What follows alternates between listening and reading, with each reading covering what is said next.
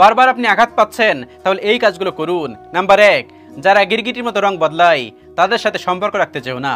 যে মানুষগুলো গিরগিটির মতো রং বদলায় তাদের সাথে কখনোই সম্পর্ক রাখতে যাবেন না।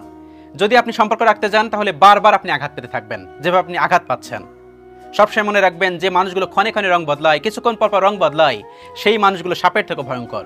সেই মানুষগুলোর থেকে দূরে থাকুন, তা না হলে কিন্তু বারবার আপনি আঘাত পেতে থাকবেন, আর সেই মানুষগুলোর সাথে সম্পর্ক রাখার কোনো মানে হয় না। নাম্বার 2, যারা তোমাকে বুঝতে চায় না তাদেরকে কখনোই তুমি বোঝাতে যেও না, তা না হলে কিন্তু সেখানে বারবার কষ্ট পাবে। কারণ সেই মানুষগুলো কখনোই তোমাকে বোঝে না, তুমি আর কি বোঝাবে।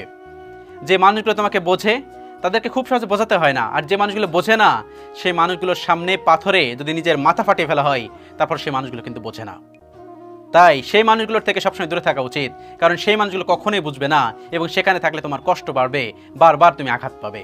নাম্বার 3, সত্যি কথা বললে যারা রেগে যায় তাদেরকে কখনোই তুমি রাগ ভাঙাতে যেও না। যে মানুষগুলো যেভাবে আছে সেভাবেই থাক। যদি তুমি সত্যি কথা বলে সেখানে দোষী হয়ে যাও তাহলে কি দরকার সেখানে যাওয়ার। সেই মানুষগুলো কিন্তু খুব ভয়ঙ্কর। সেই মানুষগুলো থেকে সবসময় দূরে থাকো। আর যদি সেই মানুষগুলো থেকে দূরে না থাকো তাহলে এরকমভাবে বারবার তুমি আঘাত পেতে থাকবে।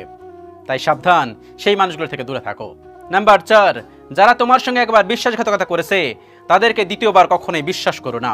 একটা কথা আছে বা একটা প্রবাদ আছে, যদি কেউ তোমাকে একবার ঠকায় তাহলে সৃষ্টিকর্তার লানত তার উপরে, আবার যদি সেই মানুষ তোমাকে দ্বিতীয়বার ঠকায় তাহলে সৃষ্টিকর্তার লানত কিন্তু তোমার উপরে। কথাটা মানে বুঝলে তো? কখনোই একটা মানুষ যেন দ্বিতীয়বার তোমাকে ঠকানোর চেষ্টা না করে।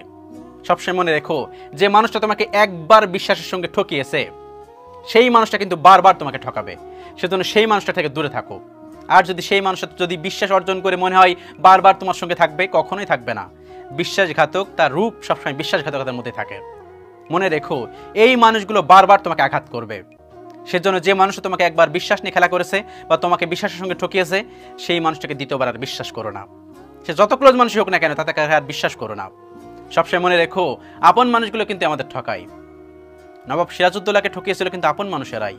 যত বড় বড় বিখ্যাত ব্যক্তি সবাইকে ঠকিয়েছে কিন্তু এই আপন মানুষেরাই, কাছের মানুষেরাই। তাই সাবধানে থেকো এই আপন মানুষগুলোর থেকে, যারা একবার বিশ্বাসের সুযোগ নিয়ে বিশ্বাসঘাতকতা করেছে।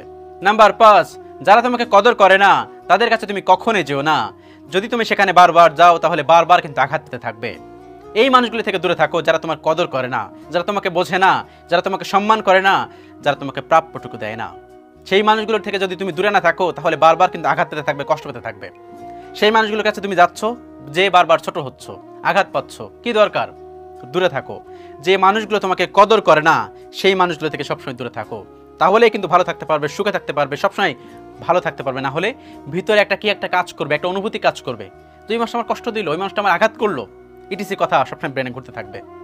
সেজন্য নিজেকে ভালো রাখতে হলে, নিজেকে সুস্থ রাখতে হলে নেগেটিভ মাইন্ডের মানুষ থেকে দূরে থাকতে হবে। এবং যে মানুষগুলো তোমাকে বারবার ঠকাচ্ছে, এই যে 5 শ্রেণীর মানুষ বললাম, এই 5 শ্রেণীর মানুষ থেকে দূরে থাকো, তাহলে ভালো থাকতে পারবে, সুস্থ থাকতে পারবে। আল্লাহ রাব্বুল আলামিন আমাদের সকলকে বোঝার তৌফিক দান করুন। আমিন।